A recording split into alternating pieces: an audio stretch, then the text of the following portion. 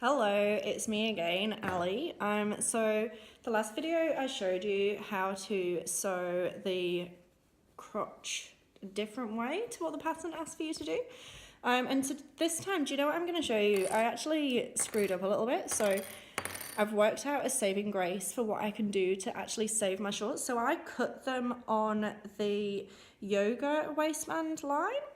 And the material that I'm using is actually a French terry, and it doesn't have the stretch or the recovery to actually work as a yoga waistband. And as cute as it is to use a different fabric for the waist, I actually want to keep these the same fabric. So what I'm going to do is actually add on a waistband that has an elastic inside. So it's kind of like do it as a casing, because I just don't have the space on these shorts to be able to sew the elastic on as normal and flip it over, because then they will be way too low for my little girls. So what I've done is I've actually cut out 2 pieces of fabric that are about, I think maybe 11 inches long. These are for a size 3. So what I'm going to do, I've just got 2 pieces of fabric and I've got them right sides together.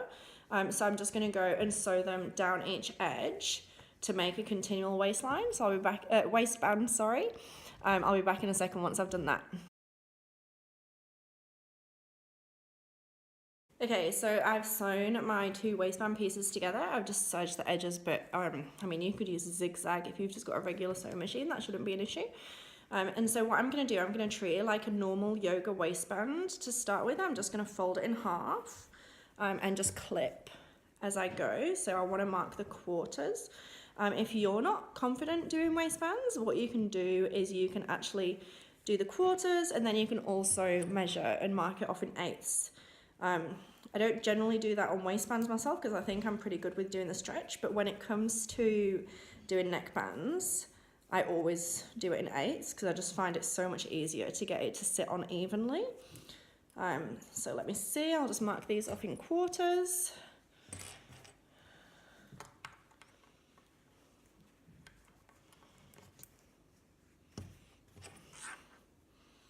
Okay, and then next thing you want to do is just attach it like a normal waistband. So I'm going to go around and do the same, measure off my quarters on my shorts and sew it around. But before I sew it around, what I'm going to do is I'm going to actually leave a gap of maybe 3 inches, I guess, so that I've got space to actually get the elastic through there. So I'll attach these and I'll leave a gap of 3 inches, and I'm just going to use a 1/4 inch seam allowance, so then I've got plenty of space for my elastic to sit inside.